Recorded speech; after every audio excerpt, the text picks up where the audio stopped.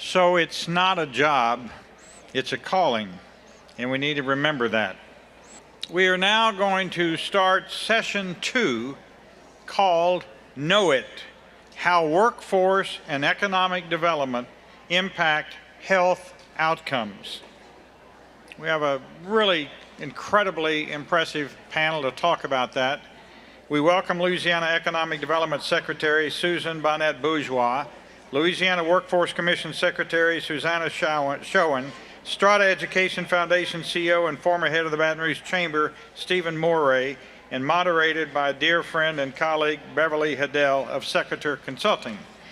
Our moderator, Beverly, has over a decade of experience in the private, public, and nonprofit sectors, specializing in project management, coalition building, and legislative strategy. She founded Secretary Consulting in 2017 and works across industries including healthcare, technology, and economic development. Previously, she served with me as the Director of Civic Leaderships at the Baton Rouge Area Foundation, one of the most talented, energetic people I've ever had the privilege of working with. Susan Bourgeois is the Secretary of Louisiana Economic Development. She leverages 3 decades of experience in strategic planning and advocacy, previously serving as the President of SBB Consulting and CEO of the North Shore Community Foundation, part of the Braff family, who I've had the privilege of having as a friend and a very brilliant, hardworking colleague. I didn't put this panel together, but I know them all and I've worked with all of them, so it's just incredible to see them all in one place this morning. Susan focuses on workforce and economic development initiatives to foster community and economic growth in Louisiana. Stephen Moray became CEO of Strata Education Foundation in 2022 after he broke our heart and left Louisiana. He brings a wealth of experience in workforce and economic development. He previously served as Secretary of Louisiana Economic Development and, among other high-profile successes, established the LED Fast Start program, a custom workforce solutions initiative that the economists called probably the most notable statewide workforce development initiative in the United States. As a former CEO of the Virginia Economic Development Partnership, Moray led the successful bid for Amazon's HQ2 project. Stephen's work in Virginia and Louisiana has transformed state workforce development programs and earned him great national recognition. Susan Schoen is the Secretary of the Louisiana Workforce Commission and brings experience in aligning education and workforce development with employer needs. She previously served as the Vice President of Education at Louisiana Community and Technical College Systems before leading the LED Fast Start program. You see the connections? Susie holds degrees in chemistry from Wellesley College and Columbia University. Give them a big welcome round of applause, ladies and gentlemen, as we welcome all of them to the Healthy State Summit. Beverly, you have the microphone. Let's get started. I've got it. Is it on? Yes, it is on. Thank you, John.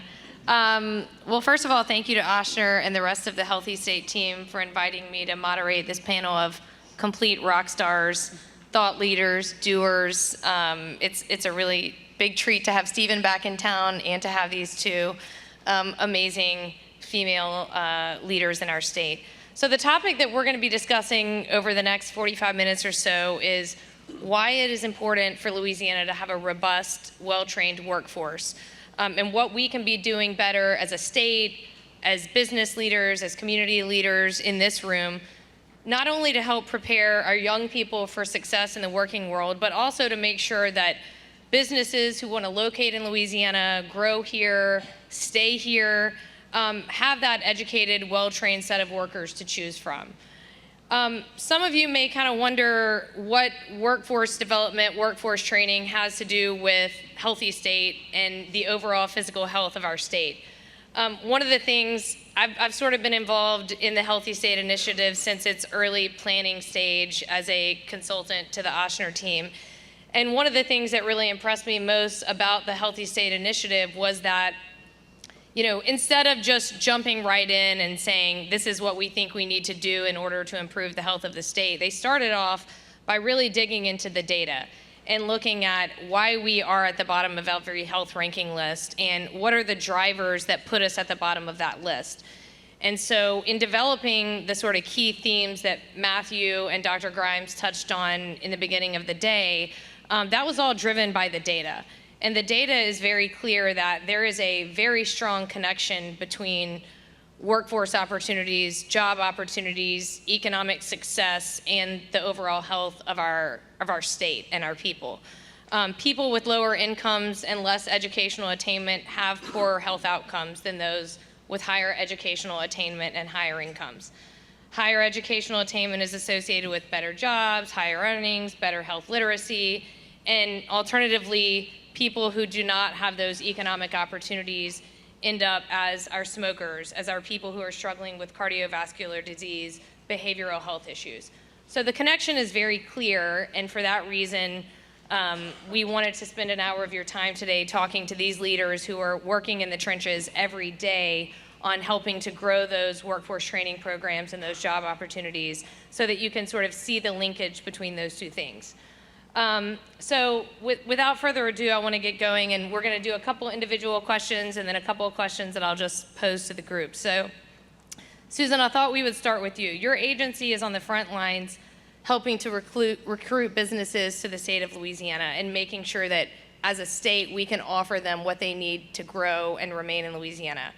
How important is it when you're out there talking to business leaders that we can offer that well-trained workforce? And what are we doing as a state in that race for people and that race for talent? So needless to say, it's critical, right? So when a company is looking to either expand here or locate here, it is one of the fundamental and foremost questions. But the one thing I will say about all workforce challenges, you know, I'm now 8.5 months into this role, and it became clear to me early on, this is not just a Louisiana challenge. Many of the challenges Louisiana faces, unfortunately, are unique to us. The workforce challenge is not.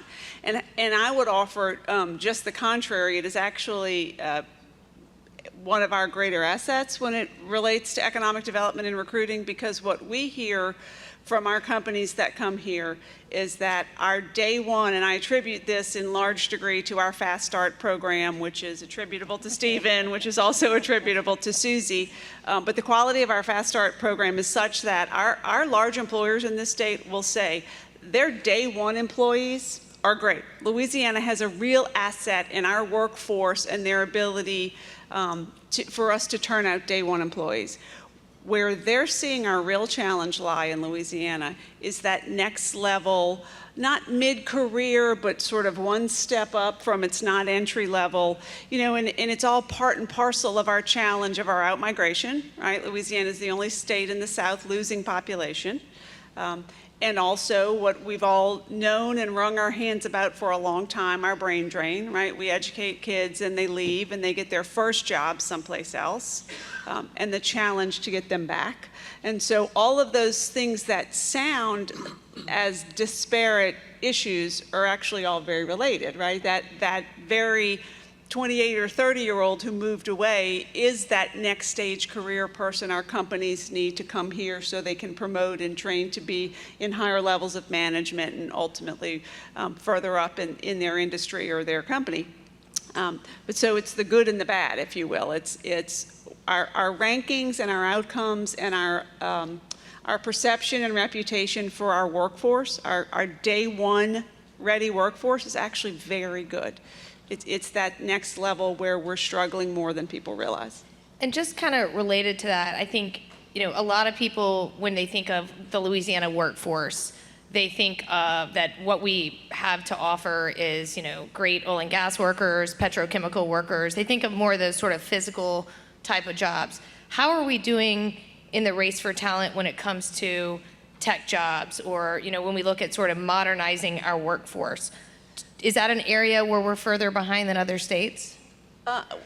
We are, well, are we further behind because we don't have as many jobs, or are we further behind because we don't have as many, you know, trained people? And I would say, you know, we have really great examples of how we have recruited companies. DXC in New Orleans is a great example of that, where the higher ed component, and not just in the geography of where the jobs were going to be, right? There was one attraction project led to a whole higher ed effort around computer programming and around tech job training and 4-year degrees for that. And so I think the model exists in the state, you know, through examples of where we are recruiting, we are having wins in the digital and tech space, and that we really have overlaid our higher ed system to be able to produce that workforce.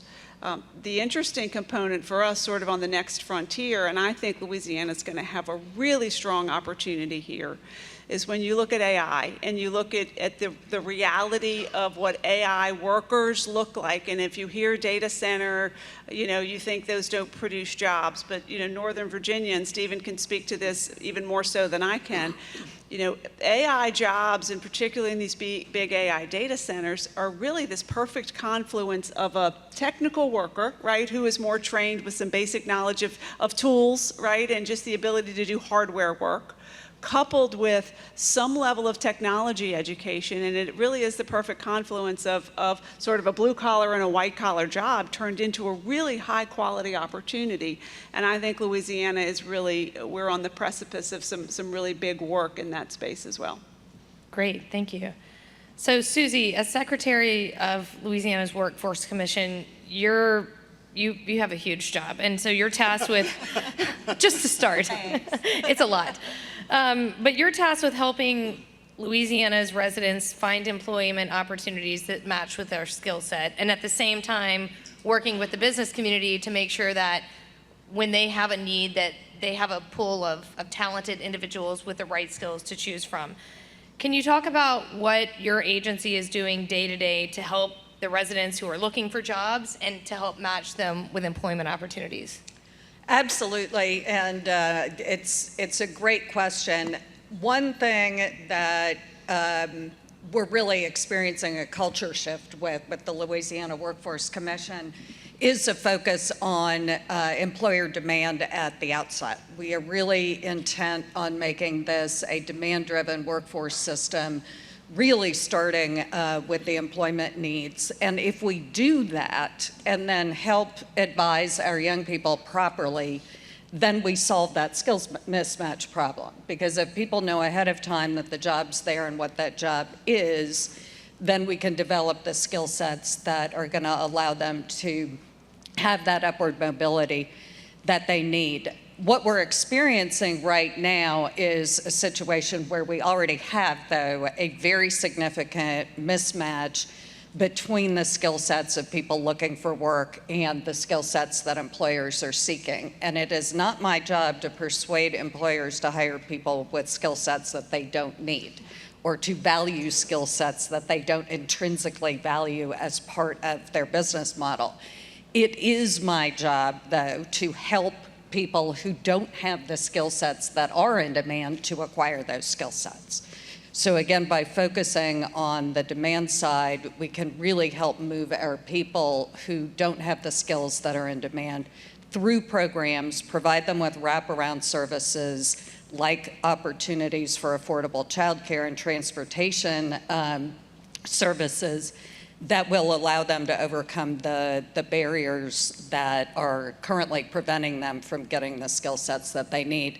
And excuse me, we're partnering really wonderfully not only with LED, which I really appreciate the partnership with them, but also with our other partner agencies that offer social services like Medicaid and like these other social services that can provide the supports that I was talking about. Yeah, and just on that issue, because you and I have talked a little bit about this, but I know your agency spends a lot of time in the weeds with employment data, labor force participation data. Louisiana historically has one of the lowest labor force participation rates in the country, which means we have a lot of people who are sitting on the sidelines who either have skills that are not being utilized or simply don't have the skill set that they need to enter into the workforce in a productive way. One of the things you've talked about is working to find those individuals who are already connected to state government, maybe through one of these public benefit programs, whether it's something through LDH or DCFS, and sort of targeting those individuals and figuring out how we get them into the workforce or elevate their position in the workforce. Can you talk a little bit about some of those initiatives that your agency is working on? Absolutely, and this is really at the core of a lot of the solutions that we're offering in the short term. Everybody here, I think, is aware that our unemployment rates are extremely low right now, and that presents a challenge because there just aren't a lot of people out there actively looking for work. What Beverly's talking about with the labor force participation rate is a different number than unemployment rates, and it gets at those people who are neither working nor looking for work. And our labor force participation rate in Louisiana, the percentage of adults either working or looking for work, is 58.6%. We have over 40% of our population neither working nor looking for work. And as Bev alluded to, a lot of those folks are people that my agency and our sister agencies interact with on a daily basis because they're receiving Medicaid, because they're receiving SNAP, which is food stamps, or TANF, which is our traditional welfare system. And those folks are those same people that I was just talking about that can't get the skills that they need to get into the type of employment that takes them to self-sufficiency, where they no longer need those social programs because they're facing barriers that those social programs are designed to overcome. The problem is that we are not integrating all of those systems into one set of services that lead people along a plan that results in employment and self-sufficiency. And we're making them run all over, across parishes, across the city, and these are people with transportation problems. We're making the system very difficult to navigate. So we're working on better structures in state government to integrate these systems and help us to braid funds so that we're creating plans towards employment. And we're looking at co-locating services on the ground. We're calling it the one-door model, so that our people aren't having to run around to multiple doors to figure out what they need. They get one door, they get a case management approach that helps them get to self-sufficiency. That's great, thank you. So Stephen, first off, before you kind of get into answering any questions, I would love for you just to speak to this group a little bit about what Strata does, because I think there's probably a lot of people in this room who know you, and know your background, but aren't really familiar with that organization. So would love to hear a little bit about Strata. And then second, which Stephen will get into, Strata is doing amazing work around the country in dozens of states. They do both research, policy research. They also fund a lot of on-the-ground programs. But if you could just talk a little bit about the work you're doing and what you're seeing around the country that is working when it comes to educational alignment and workforce opportunities. Sure, absolutely. Well, first of all, just an absolute privilege to be with all of you today. And I have to say that I have a great deal of pride at having played a small part in Susie Showen's career trajectory, representing her first state government job over a decade ago when I was at LED, and she did wonderful work there. And I can tell you, we work closely with Susie's counterparts across the country, and she is one of the very best in the United States. We have very high hopes for what she's going to accomplish at the Workforce Commission. Strata Education Foundation is the largest nonprofit in the United States focused exclusively on strengthening the connection between education and opportunity. We've thought for many years correctly that higher education has tended to be the best pathway to the middle class and socioeconomic mobility for people, and that is usually true. But it turns out, particularly with the really high costs that people are facing today, a lot of times people actually either don't finish or they do finish and sometimes don't get a good job. So lots of folks are doing great work on helping expand access and helping expand completion.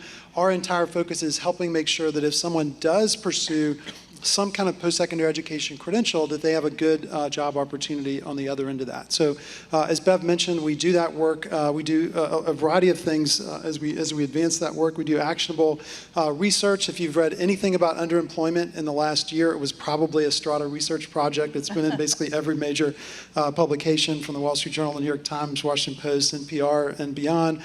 We do grant making. We fund innovative projects around the country. One of the projects we're funding right now is with the Louisiana Board of Regents, focused on expanding access to internships for degree programs that don't tend to have as good of outcomes. So we're really interested to see where that goes.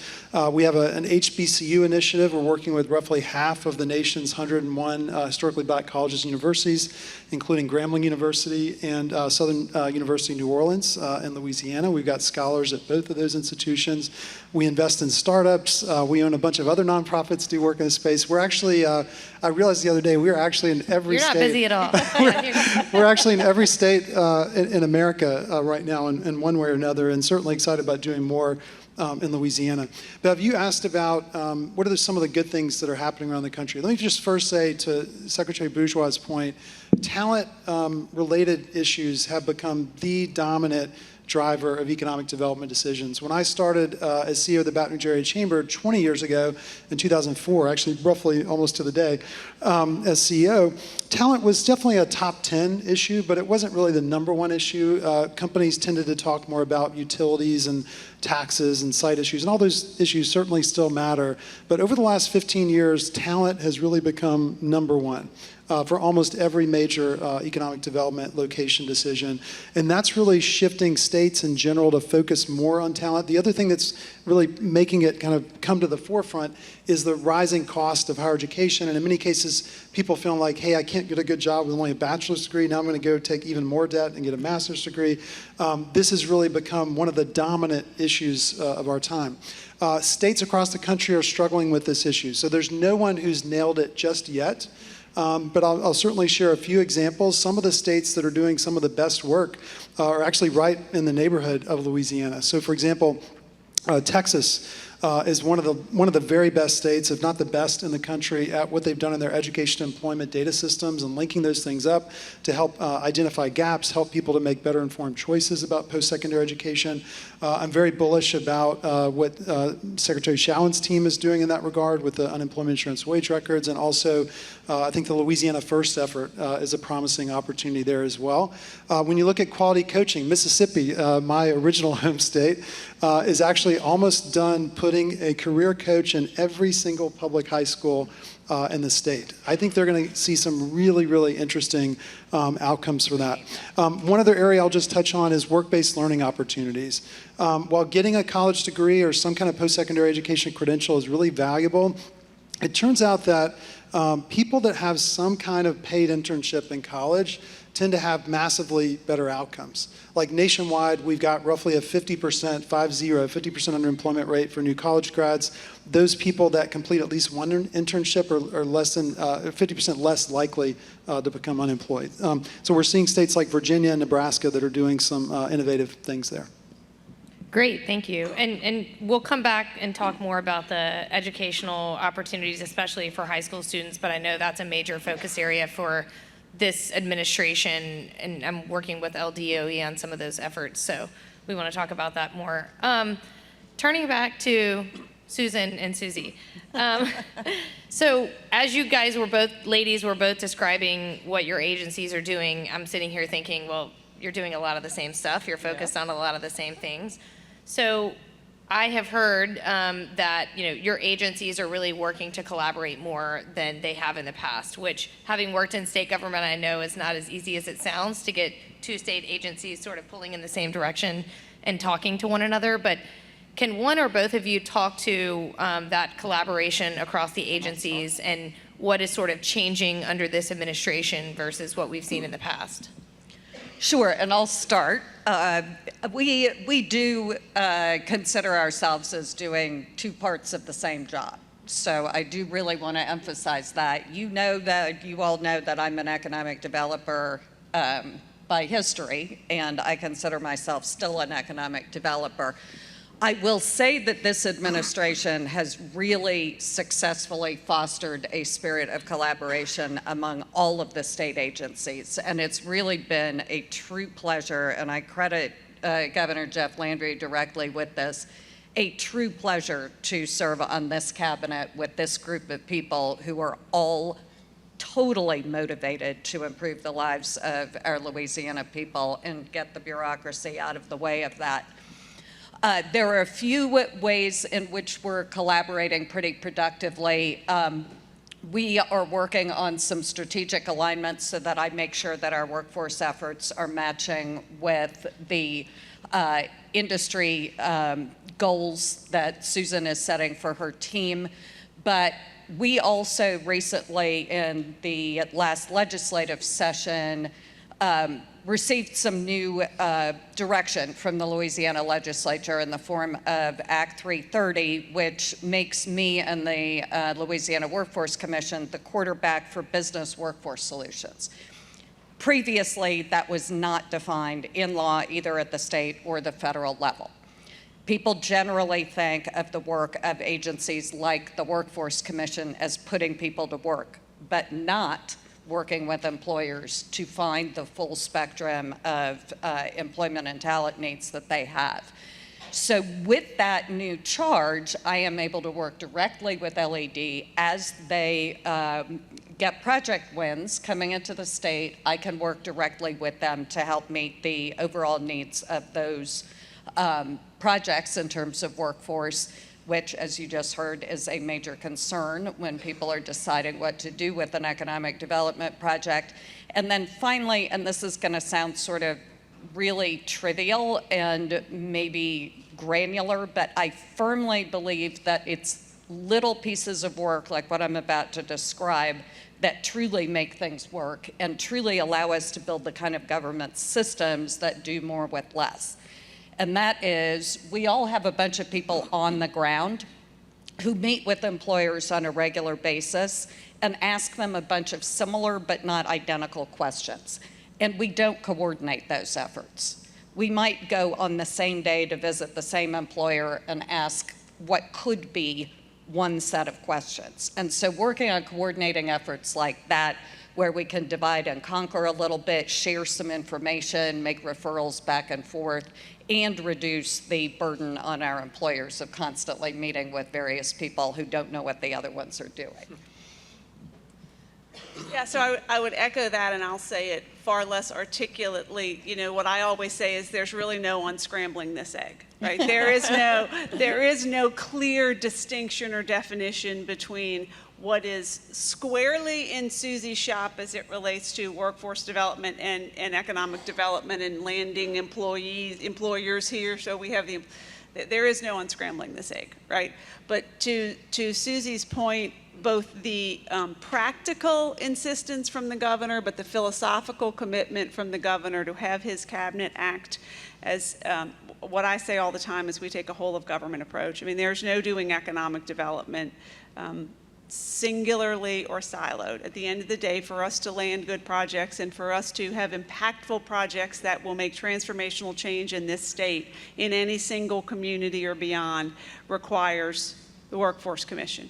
It requires DOTD, right? It requires DEQ. It requires DENR. The amount of state agency government partners that have to be in our work are critical, but no more so than I think the work that we do together.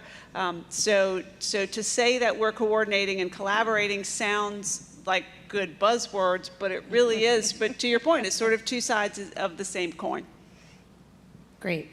And I know for LED, one of the things that you were focused on last session was sort of a restructuring of that agency. Is part of that to give you the flexibility to have that greater level of coordination?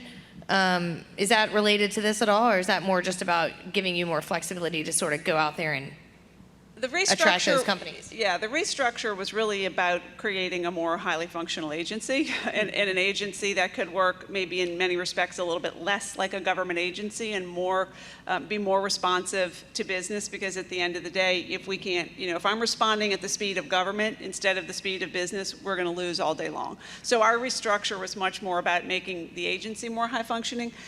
But there are a couple things that we did is we reinvigorated a department that frankly Stephen began, that I always give him credit for, which is called our State Economic Competitiveness Department, and we made it far more robust than it had been in a very long time in our department, to look at ways, to look at other states, to look at ways we can continually position Louisiana to compete and win. What do we have to do to not only remain competitive, but to become more competitive and therefore win?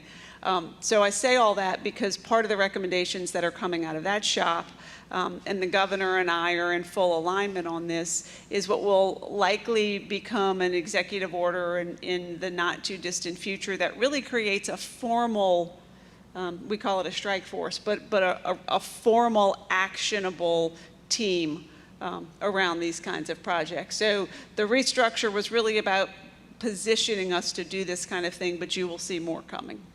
Great, excited about that. So I want to go back to one of the things that Stephen mentioned around work-based learning opportunities. We talked a little bit about the labor force participation rate and how Louisiana is a lagger in that when we look at the data nationally. There are a lot of different solutions to that, and they all need to sort of happen alongside each other. But one of them is, catching our young people, whether it's juniors and seniors in high school or folks early in their post-secondary career, and making sure that we are putting them on a path to employment, whatever that looks like. And so as a state, this administration in particular has been focused on providing those opportunities for juniors and seniors in high school.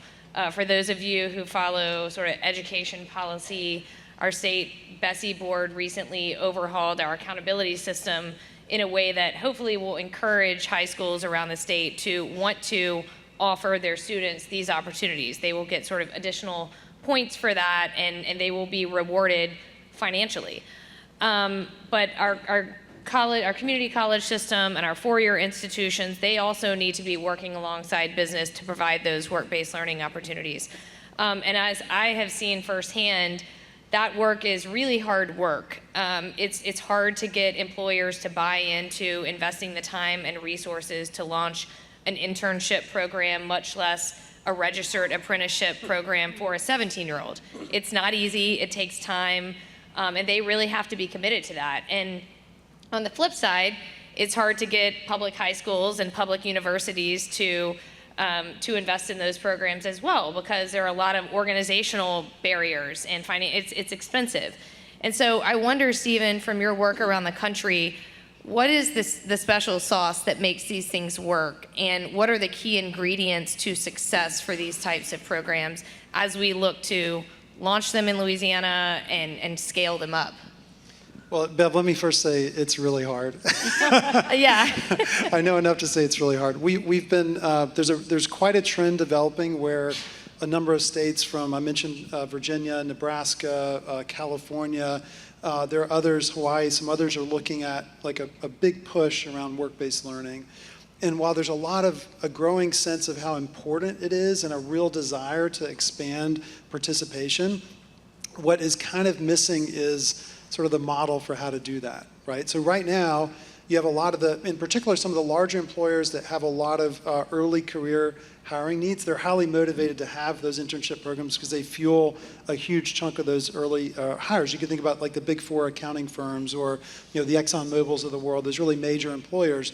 But if we're going to get that participation rate up much higher, and by the way, just to give everybody a sense of the numbers, nationwide, only about 1 in 4 recent public university graduates, 25%, had a single paid internship.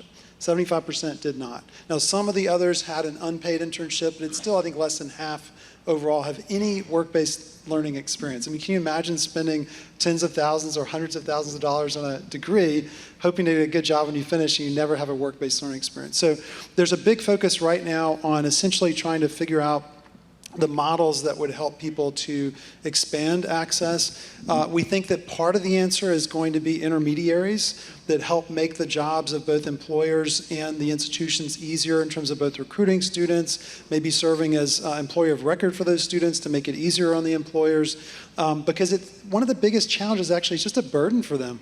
A lot of it, there's a wonderful new report from the Business Higher Education Business Higher Education Forum, BHF, on the employer perspective on internships. And while there's a lot of energy in it, I would say the single biggest obstacle is employers basically saying, hey, this takes a lot of effort. Like, we have to find students, they have to have real mentors, we have to give them a good experience. It's not just what they're paying them. That in some ways is actually secondary for many of the employers. It's literally just the burden of managing those programs. So I guess all that to say, Beth, there's not like a single, there's definitely not a single silver bullet right now, but there are some really, really promising things happening around the country. I'll just give you one other example. There's a startup tech company called Ripen, R-I-I-P-E-N, out of Canada, that is basically creating a platform to make it easy for employers and higher education institutions to create these work-based learning experiences in the context of academic programs. We have a pilot right now with the Council of Independent Colleges, basically the small liberal arts colleges around the country, to test how well that will work with 10,000 interns. So next time I come to Baton Rouge, we'll have some updates to share. The other thing I'll share is we actually just hired a senior vice president of work-based learning. We're going to have a whole team that does nothing but focus on helping states to expand access to internships. But long story short, very, very important. A lot of growing energy nationwide, but not a lot of fully developed solutions at this point. Can we have access to that team in Louisiana? Absolutely. We would Okay, love good. that. We have Susie and I were actually together for this meeting, but there's a lot of practical examples too, right? I'm talking about the Bollinger example. So for those of you who don't know, Bollinger Shipyard is based in South Louisiana. You know, historic Louisiana company, started in the 50s, been very, very, very successful here, has expanded to Mississippi. And Susie and I sort of get this phone call, this come see me phone call from the CEO.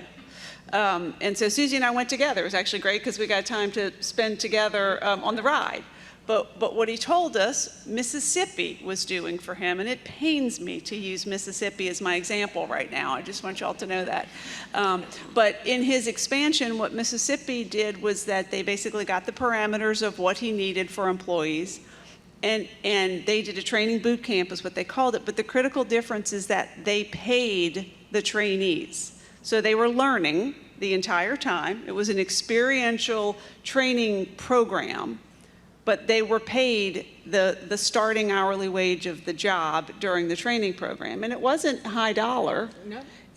But it turned over a class of him at a time. So when you look at an employer thinking about the struggle it would be to bring on 1 or 2 interns, right? The economy of scale and the work maximization, if you will, if you just looked at the model a little bit differently. And it was just a very practical example, which of course we're already looking at how do we copy that, right? But I would also say that I think we have to get out of the box a little bit as it relates to that. Because if we do it, you know, sort of the onesers and the twofers are hard and long and cumbersome. And if we find some more innovative and less traditional ways to do it, I think we have better return as well. And I'll just sort of quickly add to that, you know, one of the work-based learning models that really works, that I think has not always been recognized as such, is in the healthcare industry, and that's clinicals. You all understand, though, that when you make that mandatory, a mandatory part of the workforce development process, you can end up with a bottleneck.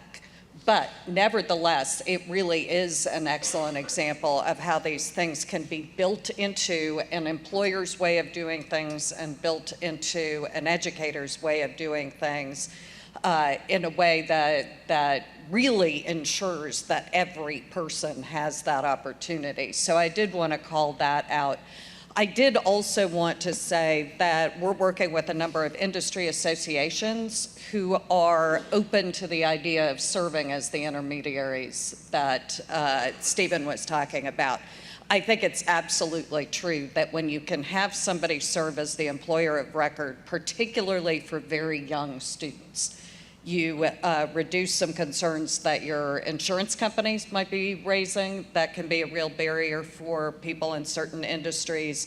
And you can just reduce the administrative burden on the employers. So we are exploring a number of options like that. Susan is right that going piece by piece is really challenging, but we're hoping if at least we can go industry by working with the associations, we'll get a little bit more coverage. That's great, thank you. So one of the things that I've learned in doing a little bit of work alongside state government on this work-based learning stuff is that while you definitely need a state plan and state policies, I mentioned the accountability overhaul, which I think supports this work, a lot of this really has to happen at the regional level, and you have to really sort of assess regional workforce needs and engage local stakeholders and local business organizations to tailor make some of these internship and apprenticeship programs for the needs of that community. And Susan, I know or have heard secondhand that your agency is sort of going to engage in, how do we work with regional economic development agencies, local chambers of commerce to help them build their own sort of regional plans. Can you talk about how your agency works with those local organizations? Because I know we probably have a lot of people in the audience today that are engaged with your local chamber or your local economic development agency. Right. So it's a typical Louisiana thing where, first of all, it's an acronym, right? We have REDOs, Regional Economic Development Organizations. LED works with 8 REDOs around the state. Now, unfortunately, our 8 regions don't match Susie's 8 regions, right? We're Still gonna working on try- that alignment. But we're working on that, right? That is true in about 48 states, for what it's worth. Yeah, Yeah. Oh, it's not, again, it's not just us. That's great. And so we have both a formal and an informal relationship with our REDOs. We get a direct appropriation from the state general fund that LED then does. We have to, and we do push out to our REDOs, but we get to create the opportunity to work with each of them to see what their deliverables are going to be for that public money. So with all of that said, we are doing 2 things. Number one is we are really strengthening our relationship because I believe fundamentally we should all be sort of doing what we're best at. So we're working with the 8 regionals to see what they're best at, and we're backfilling, right, where they need it, but just the opposite, we're using them where they're better than us at something. So that relationship is strong. But the piece that I think is going to be critical, we are launching our first strategic plan at LED since Stephen Morey did a plan at LED 16 years ago. So that should be both exciting and shocking to you simultaneously. But part of that process is going to be a second stage, which involves doing 8 regional plans that go up into our state plan. So 6 months from now, in an ideal world, and I believe that timing will happen, we'll not only have a state plan for economic development, which I fundamentally believe is going to involve some quality of life, quality of place measures. You just can't not anymore have an economic development plan that doesn't have quality of place pieces built into it. Then we'll have 8 regional plans that feed up into that. So if we do it right, and I believe that we will, each of our 8 REDOs, Baton Rouge Area Chamber is the one here, GNO Inc. in New Orleans, and so on, we'll also have a plan that feeds up into it that identifies quality of life and quality of place measures that I'm sure will relate to everyone in this room in the work that you do. That's great. Thank you. And Susie, just kind of dovetailing off that, can you talk a little bit about how your agency works with the private sector, whether it's chambers of commerce or like to form those public-private partnerships to advance the work that you're doing and how important that is? So to be perfectly frank, that's an area of opportunity for us. And honestly, that really is the origin of Act 330 that I referred to earlier, putting us in charge of business workforce solutions. I do want to credit Senator Rick Edmonds for having put that legislation forward, but it was really driven in large part by the Committee of 100 and Lobby, the Louisiana Association of Business and Industry was a major supporter as well. So it was an economic development initiative, and I want to be clear about that. We enjoyed a lot of support from Susan, and I want to thank her for that.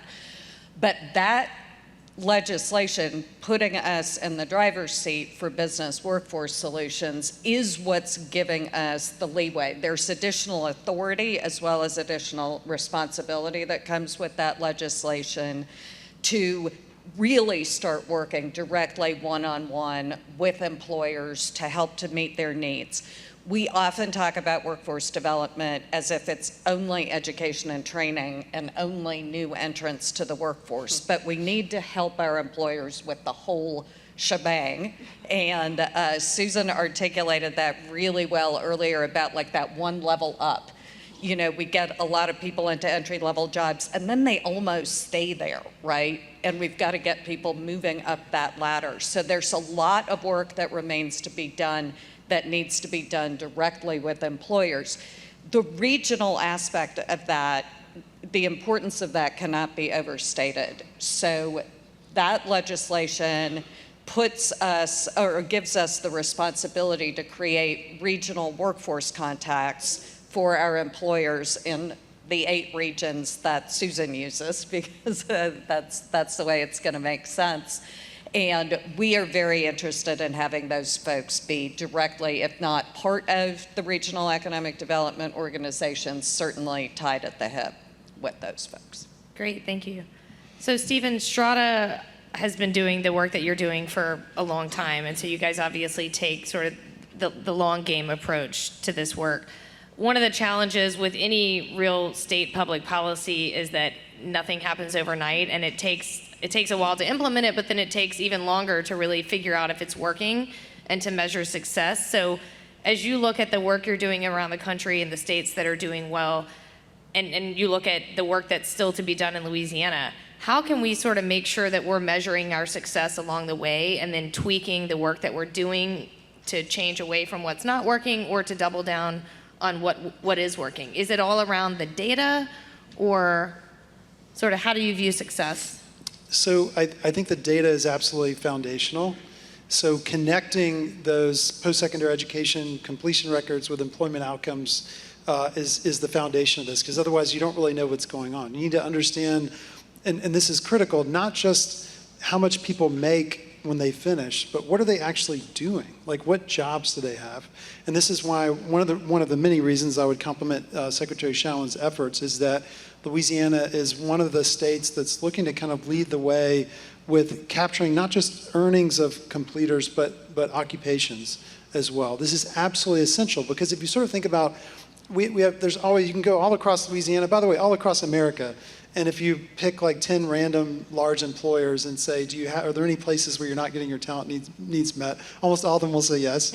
And there's very few regions or states that are actually able to quantify what those gaps are, because they know, they have some sense of like the earnings people have, but they actually don't know what jobs they're doing. If you don't know what occupations people are doing, it's very hard to understand what those supply and demand gaps are. So the work that Susie's team is doing to, we call it sort of enhanced wage records basically, is really going to enable that. The second piece is you have to have basically the analytical capacity to take all that data and produce insights based on it. And I think in Louisiana, that's what LA First in part, is focused on doing. So that looks like a promising effort. And then once you've actually been able to understand where those gaps are, it's really designing interventions to address those gaps. And that really gets at how public higher education is funded. And this is a huge issue nationwide. I just want you all to think about something for a minute. And that is almost every high-wage, high-demand program in any university or community college costs about 2 to 3 times more to deliver than more general programs that they deliver. If the state doesn't account for that, it is literally penalizing institutions that try to meet those demands. Louisiana's made a change recently, for example, giving a little bit more flexibility on tuition for some of these high-wage, high-demand programs at the universities. I think that will be helpful.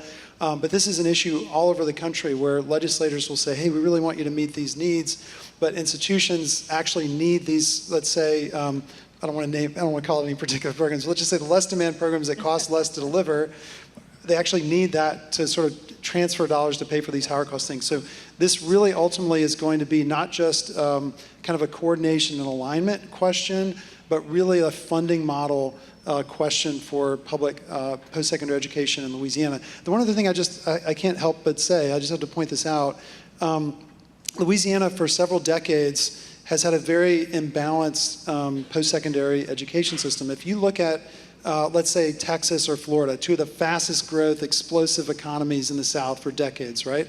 I don't remember the exact numbers, but let's just say roughly 60, 65% of their post-secondary enrollments are in community colleges. Louisiana is roughly the opposite of that, right? And so you have this problem where you've got significant underemployment of the bachelor's grads at the same time that a lot of the sort of skilled trades needs and other things are not getting addressed for the the in-state employers. So figuring out a way to kind of balance that going forward, it's a super big challenge. It's existed many decades before the current administration took office, but it's something that is making it harder for these institutions to be funded well, and it's making it harder to meet the talent needs of employers. Great, thank you. So we only have a couple of minutes left, and I sort of wanted to end on a question that evokes, positivity and hope. And so I would ask just each of you, and for the two women, I know because you are state government officials, you sort of think in increments of 4, 8, 12-year terms, just the nature of the business. But sort of as you think about the next 5 or 10 years for Louisiana and in the work that you're doing, what do you see as our biggest opportunities for success and the biggest areas of hope for Louisiana as we work to grow our population, grow the economic success of our residents, and ultimately improve the health of our residents? So I absolutely have an answer for that. So we've been talking a lot about the labor force participation rate, and what that means is that we've got a huge number of people in Louisiana, a disproportionate number of people in Louisiana compared to other states that do not have access to the American dream. And Louisiana simultaneously comes close to leading the nation in crime rates, poor health outcomes, poor education outcomes, and so on. And those two things are inextricably linked, and it is the story of Louisiana poverty. And there are two ways that we tackle that. We look at education alignment so that we don't end up in this situation again. So we look at making sure that our educational systems are well balanced and producing people with the skills that are in the economy, and it will be shifting money around that makes that happen. And then we better integrate our social services system with the target of self-sufficiency, of taking people on the pathway to self-sufficiency. If we do that, we change Louisiana. This is where the magic happens. We reduce poverty, we are tackling generational poverty head on, and we will see, as a consequence, crime rates improving, education outcomes improving, and what we're here to talk about today, health outcomes improving as well. All right.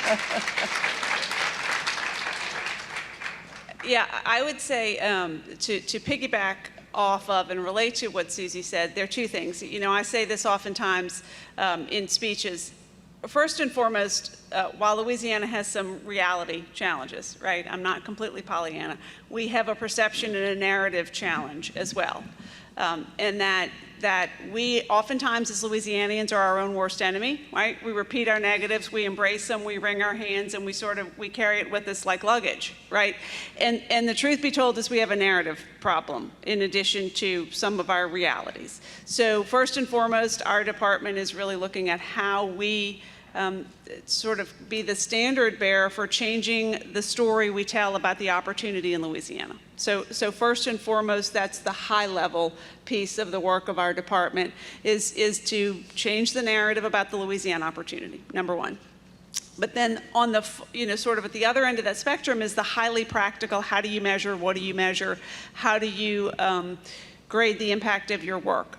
And there is a statistic that I actually learned, I was with Susie at the time, that if there's an individual in the state who's on full state benefits, right, the equivalent of that is a $55,000 a year wage, the equivalent of a full state benefits. And so from a very practical perspective, until we create job opportunities that create enough of a delta between that number and their wage, and then we train them for that job, that's the practical challenge, right? So if we're identifying the opportunity, Susie's making sure they have training, Susie and a lot of other people are making sure they have training opportunities to be trained, right? To be skilled for those opportunities. And the delta of the wage is there.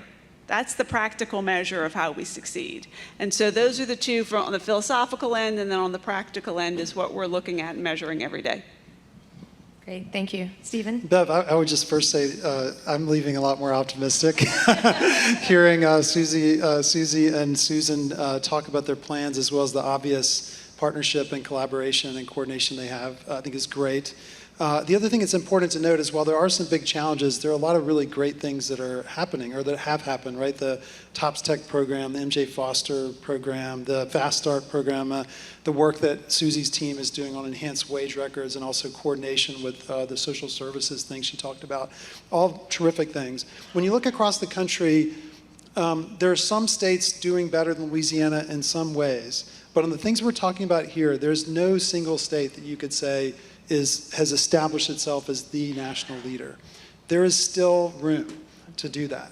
And because most states are behind in most of the things we've talked about today, Louisiana has every opportunity to lead the way nationally. Great. Love Well, it. thank you. And thank you to each of the panelists for this amazing and informative session. And just thank you guys for all being here. Thank you, Bev. Thank you. Thank you.